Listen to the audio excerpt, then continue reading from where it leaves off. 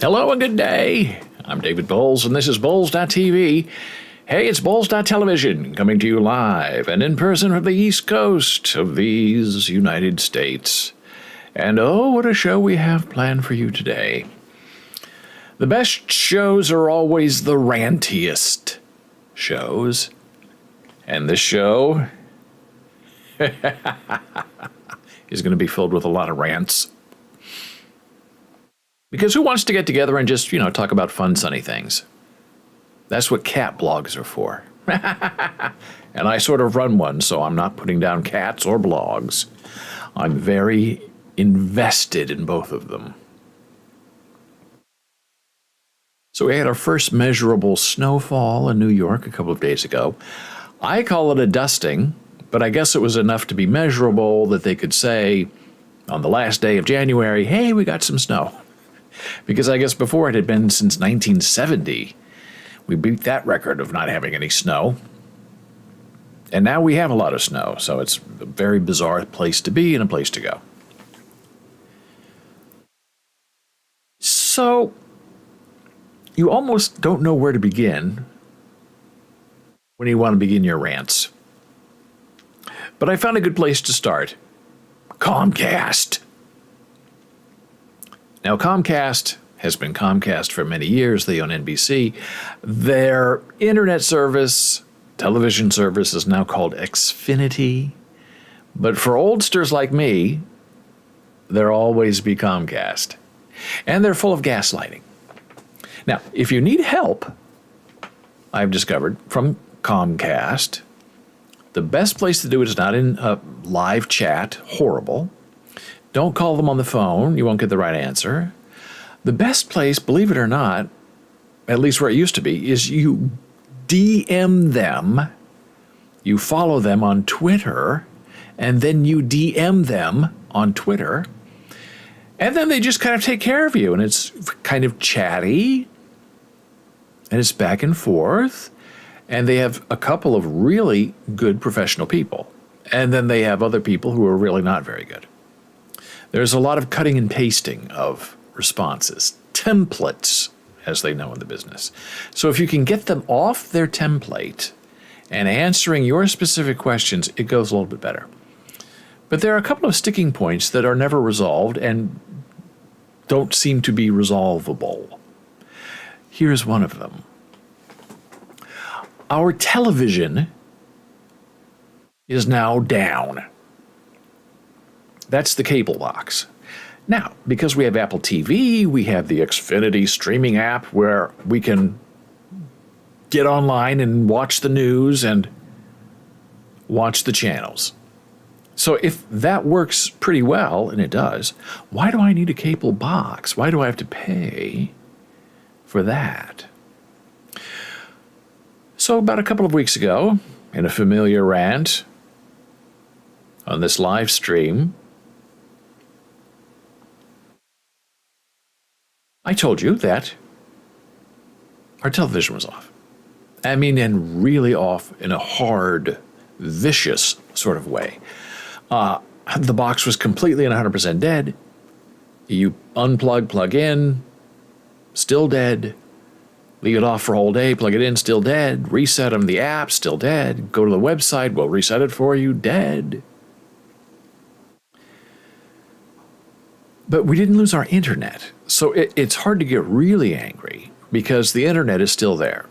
Luckily, the internet and the television, I guess, are separate things. Even though I guess they're coming down the same wire. So the app was telling me, hey, you have problems. You need to roll a truck, as they say, and have a technician come over and find out what's going on with your setup. Okay, that's what happens. I think we've been customers for 20 years. There's a problem, they send a truck. But things have changed. So I get on Twitter, this is 3 weeks ago, and we have a long discussion back and forth, and they're giving me a hard time because they said, if our technician comes to your apartment and discovers that the problem is not hardware related or wire related, you'll be charged a $100 visitation fee. Now, I said to them, if I don't have television and your app told me to set up a roll the truck visit, why am I being held responsible if it's a problem where I don't have television? I'm not messing with it. I'm not touching it. It's all your equipment. It's all your wires. So I don't know what this inherent threat is that if your technician finds something, then you're going to charge you $100 for a visitation fee. What? So I said, okay. I mean, you couldn't fix it. You kept sending signals to my box and it wasn't picking it up. It wasn't working. I've tried to fix it.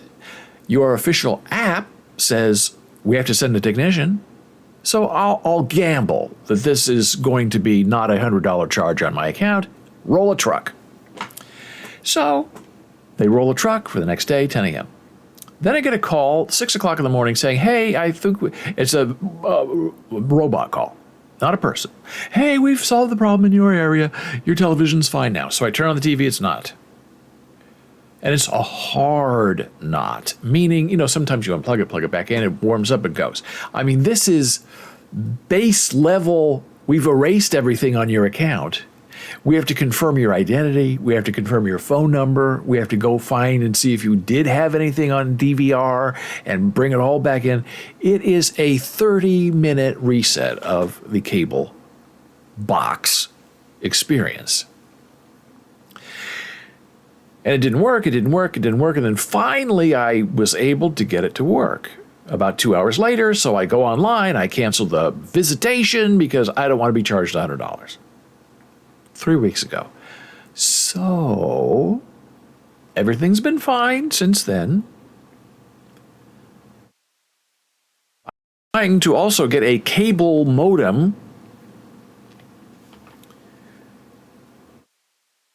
updated because the cable modem I have is 6. Version 6 does not go to the speed we have, which is 1.2 gigs. It's a 1 gig modem. Then there's a version 7 that several months ago was sent to me that did not work. So I had to send it back. And when you send something back and you're not near a UPS store, UPS charges you $20 to come and pick it up.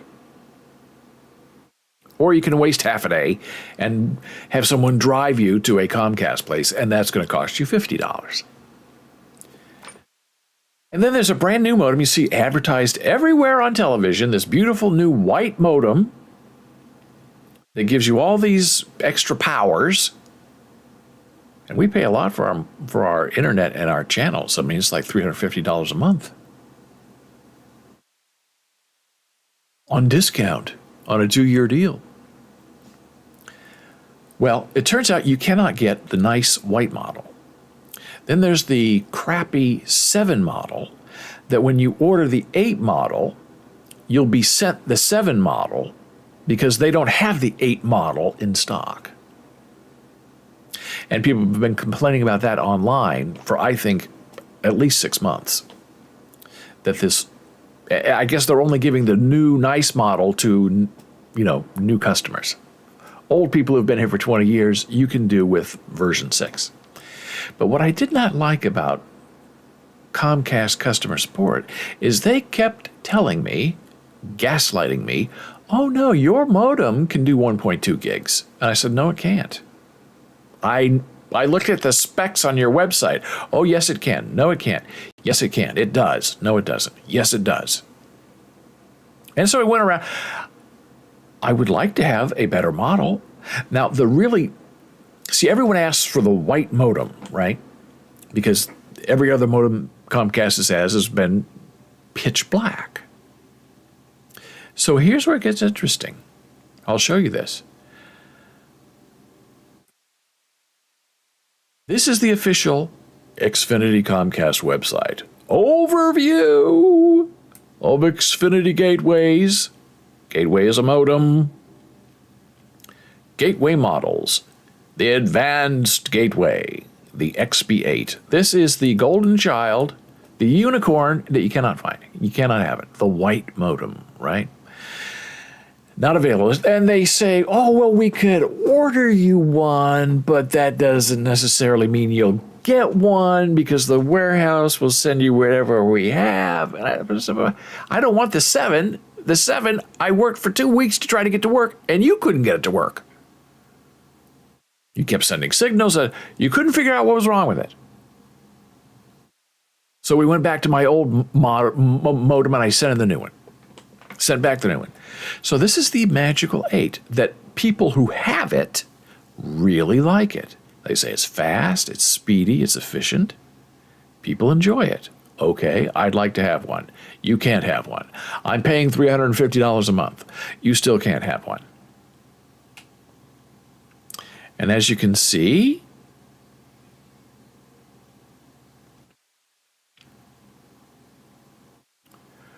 how fast does it go? Here you go. Maximum data throughput, 2.5 gigs.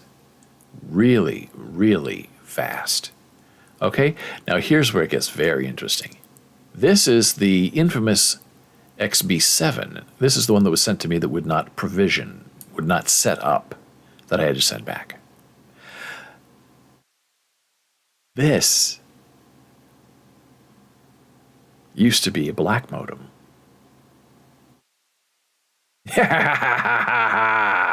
Right? This is the new white modem everybody wants. And over the last 3 weeks since the last time I checked, they've changed the image. They now have a white version 7. So when you ask, if you're not paying attention, for the new white modem, well, the new white version of the old modem is white. And they're going to send you this crappy modem that doesn't work.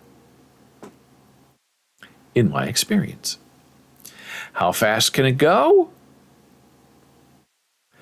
Where's the gateway speed? Maximum data throughput? Oh, 2.5 gigs. Be great if you could have it, right? Our service goes up to 1.2. We used to be 1 gig, and then we got a speed bump to 1.2, and that's what they said, to take advantage of that speed bump, you must have this modem. So this is our crappy modem, the XB6, which is black, and it has served us well.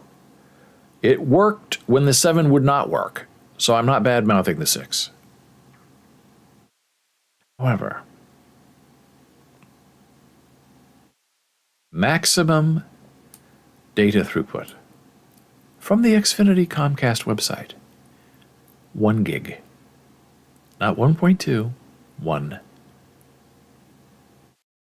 So what do you do when you're being gaslighted by Comcast support saying, oh yeah, it's the same. You can do 1.2 gigs. How do you do 1.2 gigs on a 1 modem? Oh, it supports it.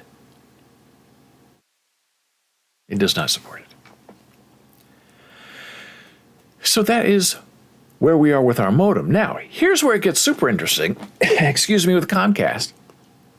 Monday, our service is out again. We still have internet.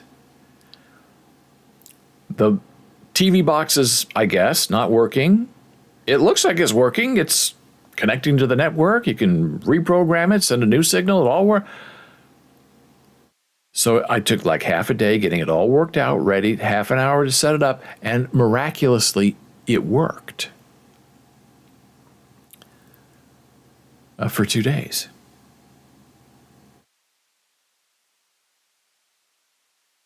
And now, as of this morning, the cable is off again.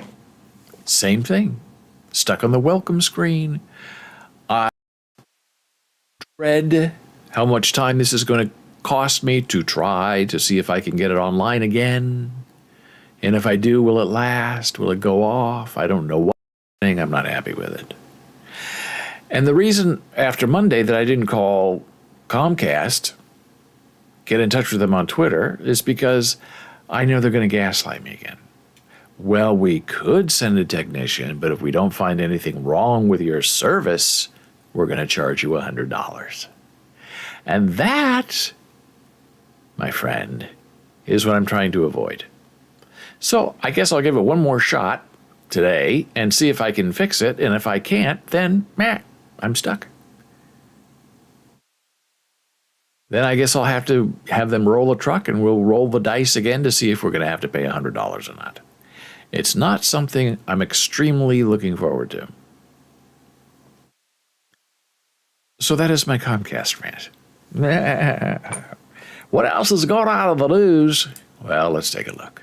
Oh, this popped up this morning. I'm very happy about this, actually. This is a new place opening up right across the street from us in Jersey City, General Square. Hummus Republic, right?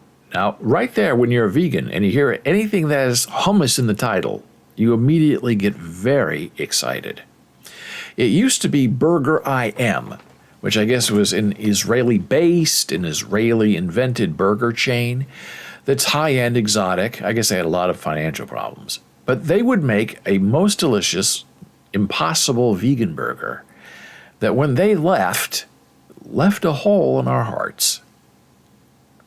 It was an expensive burger, but it was worth the money every once in a while. So this is the new hummus place that I guess is opening sort of soon. And it's a hummus bowl, chickpeas, falafel. We have a falafel station around the corner, which I'm not fond of. We have another health food store on the other side of us, which is sort of strangely run.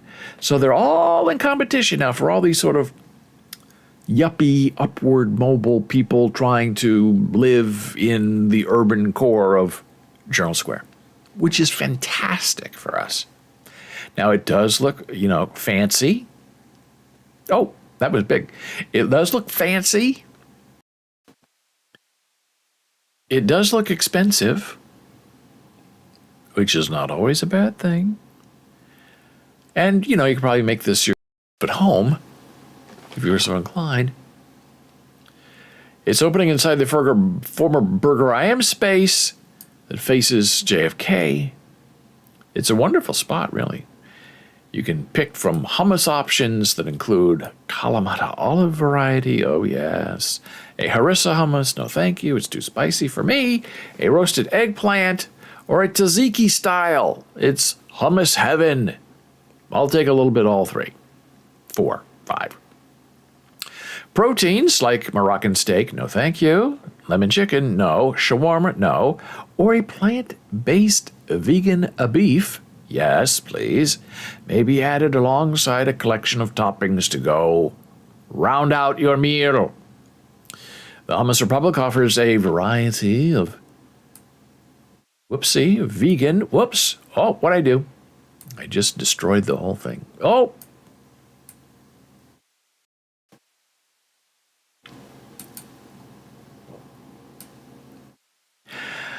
Hummus Republic offers a variety of vegan, vegetarian, and gluten-free options while also being committed to sustainability. As the restaurant's cups, bowls, cutlery, and straws are all compostable, which is good. It's the new move. Right movement. Get rid of the styrofoam and the plastic. And we don't know when it's opening. They think it's going to be, when it does open, it'll be open like from 11 in the morning until 9 p.m. at night. And it's interesting how a lot of these places don't open early. I guess nobody wants hummus at 7:30 in the morning. I do. I would love to have a nice little hummus plate for my breakfast. I don't know why people just think, hummus is only for lunch. But what do I know? Also in the news, hey, have you heard about this? If you live in New York or New Jersey, bacteria in eye drops is coming for you. Now, this is really sort of terrifying. And when I told my beautiful wife, she said, what am I going to do? We have eye drops. We use them all the time. And I don't think it's about really eye drops we have at home. I think this is like eye drops that you get like when you're in the hospital or a doctor's office that are shared. It's sort of weird where you go into the eye doctor and they have, one thing of dilating things that they poke in your eye, right? And that gets used on 100 people a day. Yay. Yeah. We had one time we went to the eye doctor, and the woman would dilate everybody's eyes in the waiting room. And she would take the dilating stuff, take the cap, put the cap on a chair, then go around, like you're in an assembly line, and everybody's eyes in the waiting room, which was gross, and nobody had a Kleenex or anything to wipe it away. Then she would take the filthy cap off the chair and put it back on the dilating solution and put it in her pocket and leave. But what are you going to do? You're already there. Everybody's looking at each other like, why is she doing this? They don't do that anymore. Why is she doing this? Well, I'm here. I've been here for an hour. I don't have to come back. I guess I'll just go with it. New York and New Jersey are among 12 states implicated in a small outbreak of an extensively drug-resistant bacteria, according to an alert released Wednesday by the Center for Disease Control. The CDC has linked several cases to EzriCare artificial tears, a brand of over-the-counter eye drops. Where are my eyes? Oh. I didn't know there was a brand name involved.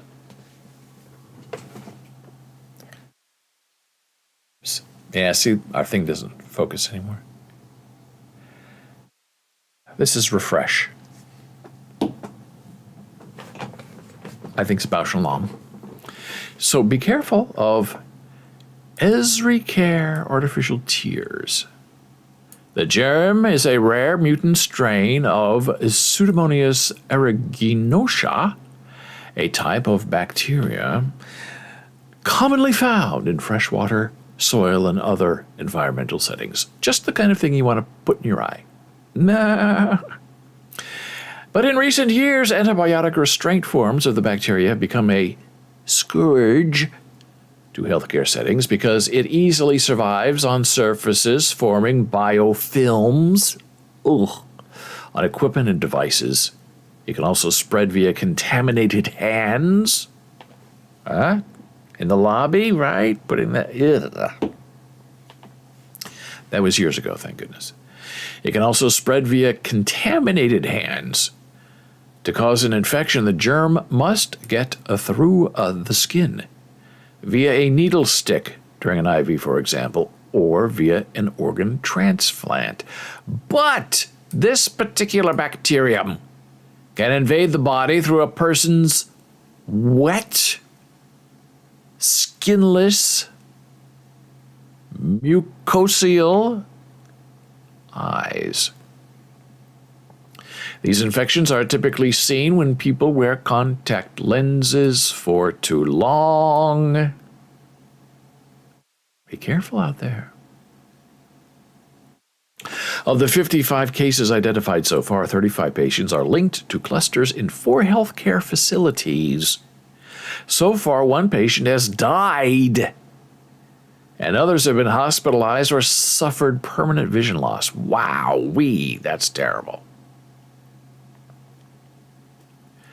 In a statement posted on its website on Wednesday, EzriCare wrote that its artificial tears product is manufactured in India by Global Pharma Healthcare and imported into the U.S. by Aru Pharma. EzriCare's only role in introducing the product to the market was designed on an exterior label and to market it to our customers. So they're saying, look, we don't make this stuff. We just buy it and reprogram it, repackage it, put our name on it, and sell it to you. Not our fault. The company said it's contacting customers to advise them against using the product.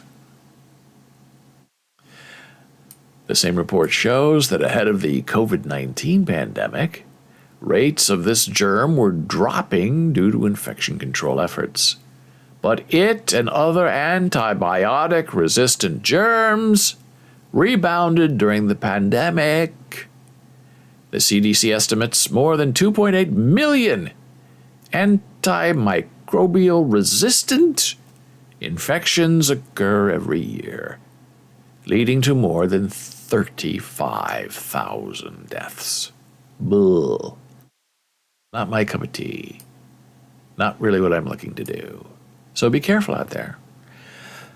Here's some other news for you. I've been waiting about this. I've been talking about this online for, I think, 2 weeks now. ChatGPT, they used to call it, when they were, I guess, messing with us 2 weeks ago, ChatGPT Pro. They said it was going to sell for $42 a month.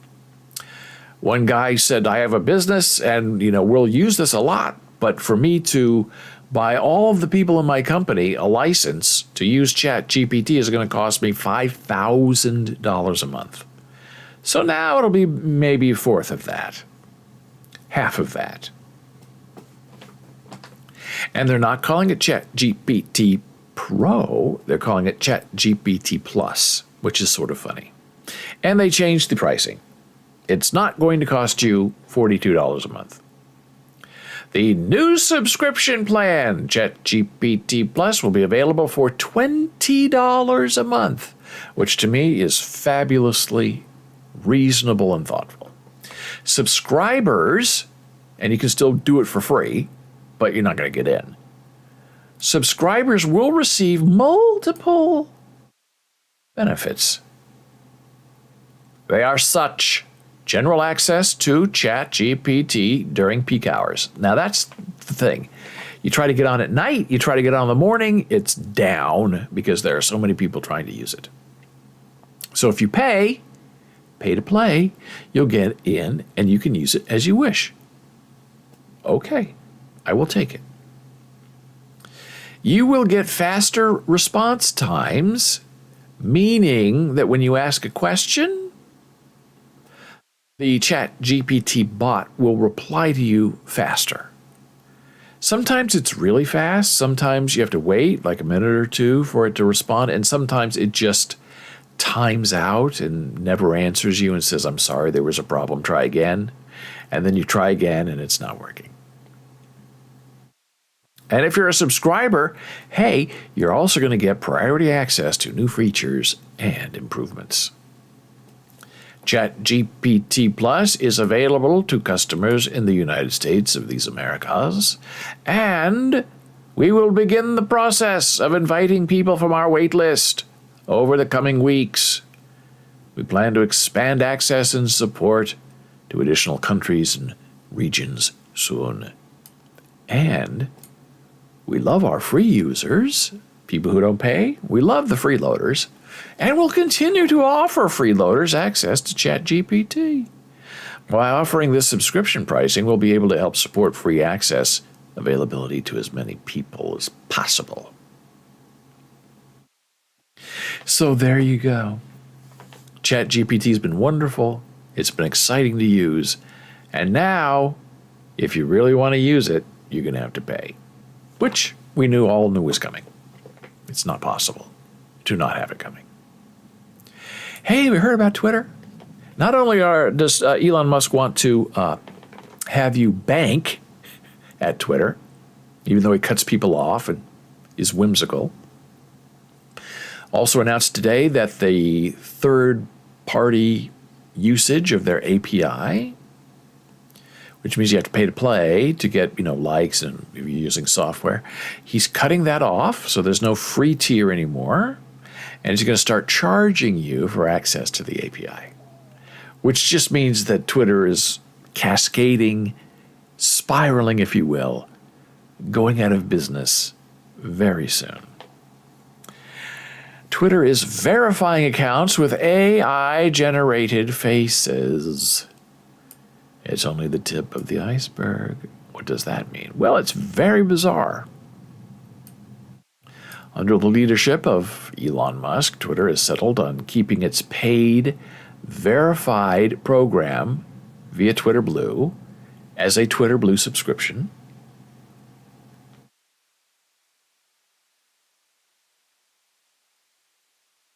And here's where it gets really messy.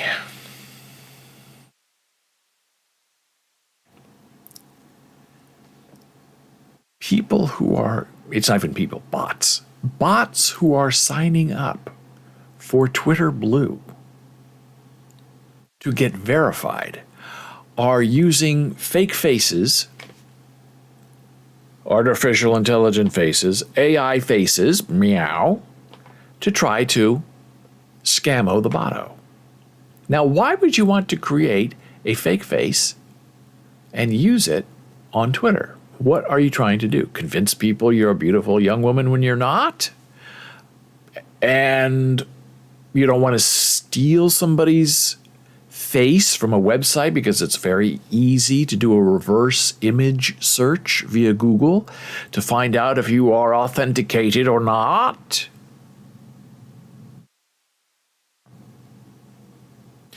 It's a very interesting, big, stinky mess. As spotted by a Twitter user, Twitter accounts are sporting AI-generated faces as their profile pictures while pretending to be real people. And many of them push specific political agendas, both left and right-leaning, though mostly the latter. One account under the now suspended handle of described themselves as a nationalist, a paleo-conservative, an anti-liberal, an anti-cringe. Another found by the same researcher, formerly under the username, used a different name and campaigned to share so-called evidence of the genocides of whites in America. They become more innocuous, like claiming to be a Harvard grad, epidemiologist. Let's look at that one to see if that's still there. The day another ridiculous account, AI-generated faces, verified through Twitter Blue. This one claims to be an epidemiologist in Boston, but evidence of this claim is lacking. And see, there you go, this freaking verified account. It used to mean something. Not that you were special, but that you were authenticated by Twitter as a person of who you were. That's what verification means. That's what it's always meant to mean. Doesn't mean you're famous, doesn't mean you're important. It means that who you say you are, we have verified that you actually are that person. And if it's not, then why call it verified? Let's just call it buy a blue check, and it's an inclusion check mark. It has nothing to do with identity or verification.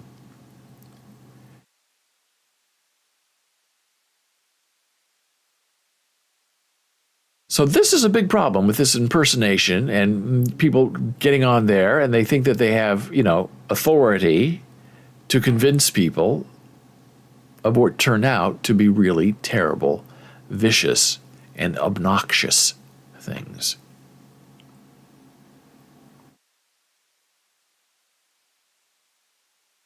Okay, now we're going to take a little break, not me leaving, but our break into the next rant. A little technological enjoyment there, a little mini rant about Elon Musk. I'm telling you, if you're not on Mastodon, it's where it's happening. It's where all the cool kids are now. I'm there, and I'm not saying I'm a cool kid.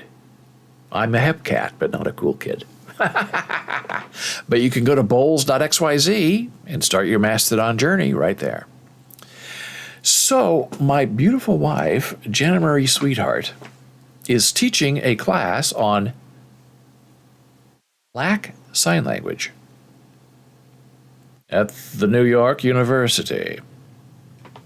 And it's a tutorial, actually. It's new, it's fresh, it's funky, it's fun. I'm talking about the tutorial, not necessarily my wife.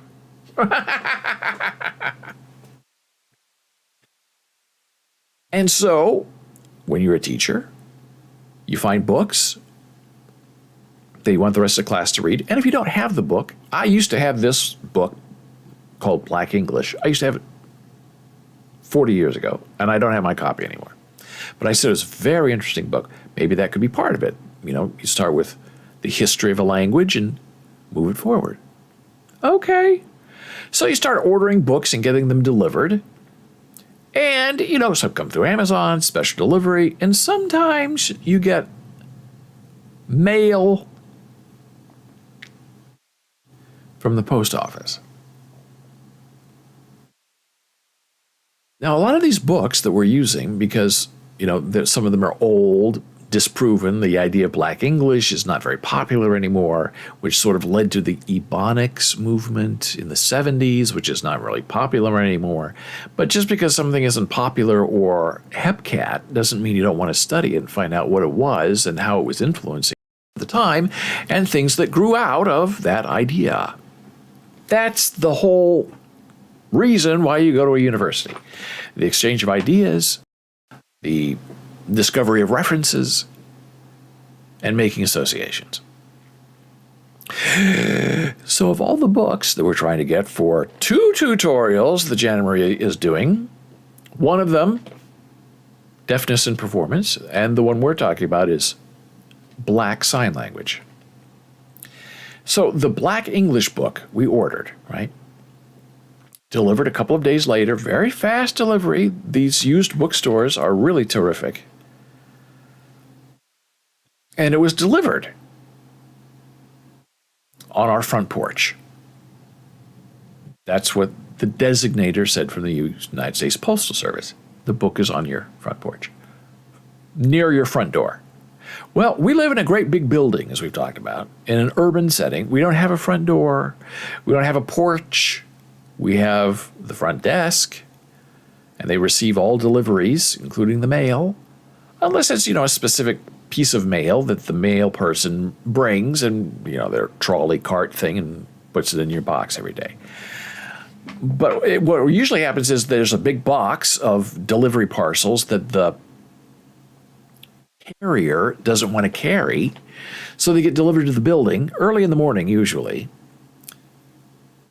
And you get notification from the post office it's been delivered, but it hasn't been processed by the front desk yet because the rule, as I understand it, with these parcels from United States Postal Service is that they cannot release them by scanning them and then letting people pick them up until the carrier, the post office carrier, arrives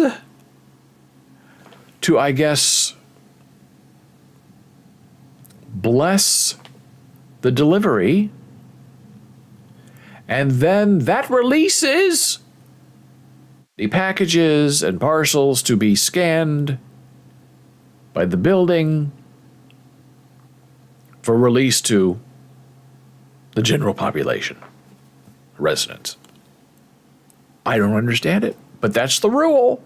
You go down there at 8 o'clock and you say, hey, my book from the post office was delivered. Can I have it? Well, we haven't scanned it yet because it hasn't been released to us yet. What do you mean released? Well, we have to wait till the carrier comes and releases it and blesses it, and then we can release it to you. So I get the notification, your book has been delivered. Great. So I wait and wait and wait and wait and wait. This last Friday, wait and wait and wait and wait for a notification from the front desk. Wait and wait and wait and wait and wait and wait for it to be blessed and released to us. Never gets released. Never gets blessed. And then later in the day, we get notification, hey, your parcel's been delivered to your front door on your porch. Now, I know that's an error. And usually, in my experience, what that means is,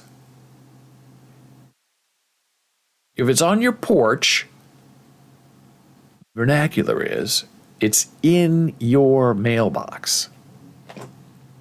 Not always, but usually that's what it means. There is an option where they say we put it in your mailbox, but I guess we left that on your front porch and it's inside your mailbox. They must be close together on the button they push because it's usually on the front porch. So, you know, you wait. When you go down there and you get notification it's been put in your mailbox, you have to wait because they're still doing the mail, and there are 700 apartments here with one person doing the mail, so they, cordon off the thing because people go down and try to bother the mail carrier, and they try to get into their mail because all the mailboxes are open because the carrier's there. So the building tries to protect the post office person from being harassed by residents. So you wait and you go down there later in the evening, and there's no book. Oh no! This out of print, hard to find book is gone. No! So you call the front desk and say, hey, I have this delivery. Hey, I have this delivery. You print it out, you give it to them. And it says it was delivered to the porch, but we don't have a porch, and it's not in the mailbox. So do you guys have it? Because we didn't get notified that it was released and scanned. And they looked and looked and looked. No, we don't have it. We don't have the book. What? So what do? Where do you go now? Now, when Amazon does this, misdelivers, they can't find it. You can go on the Amazon website, track your order. I did not receive this. Please, you have to wait 24 hours, wait 2 days, come back later. Okay. Type. And then they usually just give you your money back. But post office, what do? Never really had this happen before, because usually they find it. Or it's been misdelivered. We have Tower 1 and Tower 2 here. Sometimes things get delivered to Tower 2. Sometimes things get delivered to Tower 1. The front desk here, check with Tower 2. There's no book. Nobody finds the book. There's no book. So I go on the United States Postal Service website and discover they do have a sort of tracking feature where you can give feedback and say, hey, even though this says it was delivered to my front porch, I don't have it. So I thought, well, this is not great, but what can I do? What do I have to lose?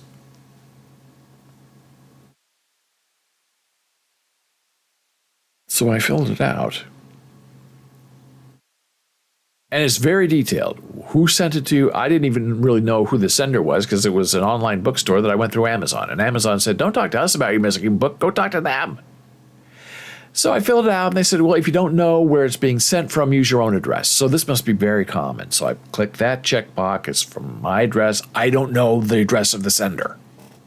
And I think our bookstore was in Washington State, but it was shipped from Maryland, all very confusing. And I, submit. I thought, okay, I'll never hear from them again, but at least I feel better that I'm letting them know we don't have a front porch. Then I go on Amazon, click to talk to the bookkeep person and say, look, we don't have the book. They lost the book. Can you resend it? Can you find another copy? We'll pay for it. It's just, this is for a class. Can you send it? And almost immediately, the bookstore said, I'm so sorry this happened. We'll send you another book, no charge. Don't worry about it. And if you get both books, give one away. Okay, fabulous. That's how you do customer service. So the next day on Saturday, I get a call from the post office. And it was left voicemail because I block all calls, and the Jersey City post office was not in my approved receiver list. So this guy with a very heavy accent, I don't want to say a New York accent, but it's pretty New York. This is the Jersey City post office. We received your complaint about a missing package. Call me back at this number.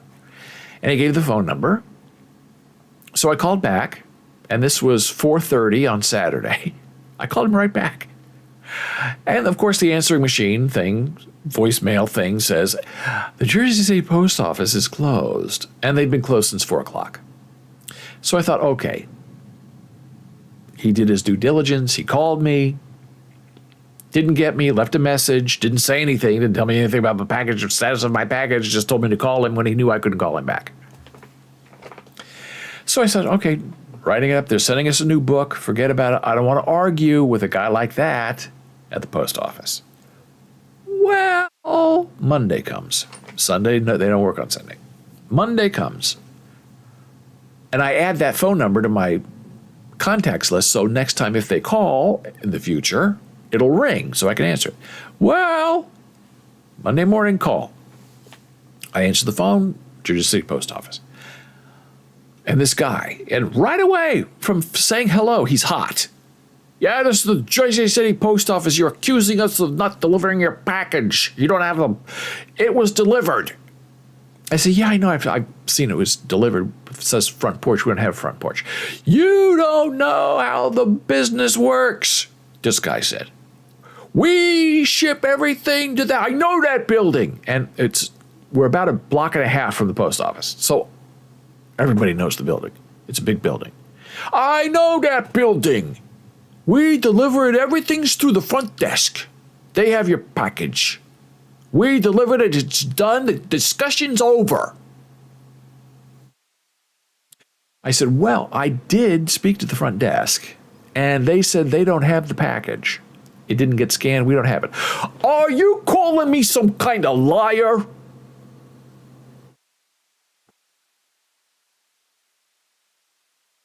And that's when I just very quietly hung up the phone. You can't have a conversation with a person like that. He's not there to help you. He's there to call you and tell you to shut up. So I thought, okay, forget the post office. We have a replacement book coming somewhere. We'll have the book in time for the class. About 3 hours later, I get another call from the post office. So I'm thinking, okay, he wants to go round two. I'll go round two. Answer the phone. Meow. And it's not him. It was a very, very nice woman named Maria. And she said, I'm calling from the post office. I understand there's a delivery issue with a parcel. How may I help you? And I said, I'm so happy to hear from you. This other guy was, accusing me of lying, of calling him a liar. And she said, I'm so sorry. That never should have happened. I'm here to help you. And then we had a nice conversation. I said, they said front porch. And she said, the front porch thing, if they hit the wrong button, the system does not allow them to go back and say it's in your mailbox. So if they hit front porch by mistake, it can't be fixed. And I said, well, usually when they say front porch, it means it's in my mailbox. And I said, as I tried to say to the other guy, I have this feeling that because there are 700 apartments and you sort of have to bend over to see into a mailbox, they're close to the floor. It's very strange. It probably got delivered, but it's in someone else's mailbox because there are like 10 mailboxes and they're like this and they're all on top of each other. So if you're not paying really close attention and you happen to put a book or a letter in the wrong box and then you thing and that apartment's empty or people don't check their mail. I said, that's what I think happened because the front desk they're not messing with me. I know it didn't get scanned. They didn't take possession of it. They're very careful. And she said, okay, that sounds reasonable to me. So I'm going to call the carrier. And when the carrier gets to your building, I'll ask the carrier to check and see if your book, she didn't know it was a book. She thought it was a big package. I said, no, it's a little book. I have a feeling it would fit in the mailbox. And that changed the whole story for her. The other guy didn't care. And she said, then I'll find out what's going on. I said, okay, great, thanks. And then about 3 hours later, I think she called me from her cell phone because she was on her way home because it was late. It was like 5 or 6 at night. And she said, you were right. The book was put in someone else's mailbox. The carrier found it. It's in your mailbox. You can go pick it up now. I'm so sorry this happened. Please have a nice day. And I was thrilled. Went down, checked the mail. There's the book. Glory be to the Postal Service. To Maria at the Postal Service. And then yesterday, this all happened Monday, yesterday, which is Wednesday, I got a little note from the post office saying, please rate your experience with our customer service. So I try to have it both ways. Well, the first guy was terrible, but Maria was wonderful and saved the day. So this is what the book that was delivered to us. And it's big, it's heavy. 1972. Black English is the name of the book. Really fabulous, right? I had the paperback version. I didn't even know there was a hardcover version. And it's pristine. I mean, this is gloriously preserved. Not a scratch or a scrape on it. I hate this. This is from the bookseller. I don't know why they ruin a book like that by putting their sticker on it. Put it somewhere else. And then, as I'm paging through this book, finding my memories about it, I came across a couple of very interesting things. One of them is this. Whoops, that's my new Googly Eye thing. That's cool. Oh, I love that. That's my NVIDIA filter that makes sure I'm always looking at you. We discussed that in the past too. This is a blow-in that tells you that this book was a reviewer's copy from August of 1972. And it says, send us 2 copies of your review when you're finished. And the price of this book is $10. Now, you try to buy this book now, today, it's 10 times that much, the hardback version, from Random House. That was a delicious piece of history. But here's where it gets even more interesting. Inside the cover, this is the book. It has graphs and all kinds of cool things going on inside of it. Really very interesting about the history of English and communication and how we find each other. So, and it has that old book smell. This was put inside the book. This is where it gets super duper interesting. This was the name of the book. This is the name of the story from the New York Times, 1997. Shorties and scholars agree the word is rap.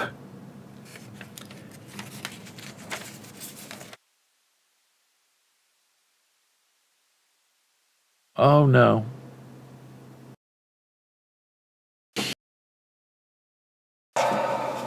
What happened?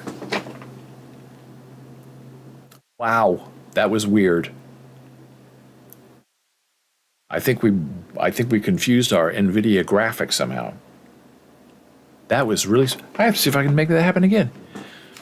We went offline. Our camera froze. I don't know why. Maybe it doesn't like this. Where is rap? See if we can make it do it again. See if we can go up, take ourselves offline. Although it looks like a commercial's playing, so maybe that has something to do with it too. Maybe it's our filter for my eyes making it go crazy. Wow, that was weird. I think we're still live, so that's good. So to make this easier, I went online and found the article. I'll post a link on our Discord server. Shorties and scholars agree the word is rap. So this article makes a connection from, quote, Black English of 1972 to the rap music world of 1997.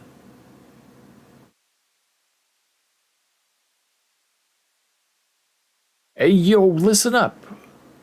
The 411 is that the second volume of the Random House Historical Dictionary of Slang promises to kick more flavor from the world of hip-hop. So even those of you chillin' in butter smooth apartments on Park Avenue can be down with the latest street slang. And this is the article that was put in the Black English book. Now that's wonderful. That's a person who's thoughtful, careful, found something interesting, wanted it preserved, and then it gets passed on to us, and we almost don't get it because it's all messed up in the delivery of the Postal Service. Thank goodness for